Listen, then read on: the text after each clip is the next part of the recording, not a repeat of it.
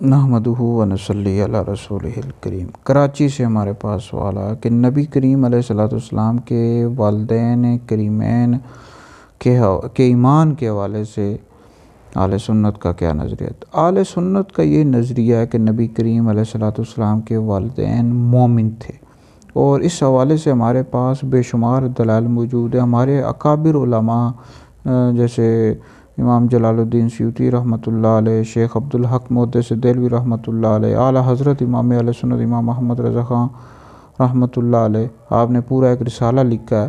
تو ان سب اکابر علماء کا یہ موقف ہے کہ آپ کے والدین مومن تھے، اور اس پر بے شمار دلائل بھی دی ہیں۔ تو قرآن مجید کی یہ جو آیت مبارکہ ہے وَتَقَلُّبَكَ فِي السَّاجِدِينَ، تو آپ کے جو آباء و اجداد تھے، حضرت آدم علیہ السلام سے لے کر آپ کے جو والدین تھے، وہ سب کے سب مومن تھے، موحد تھے۔ تو لہٰذا اہل سنت کا یہی نظریہ ہے کہ جو آپ کے والدین کریمین تھے، مومن تھے اور موحد تھے۔ تو لہٰذا یہ ویڈیو سن کر آگے بھی شیئر کریں، یہ آپ کے لیے بہت بڑا صدقہ جاریہ ہے۔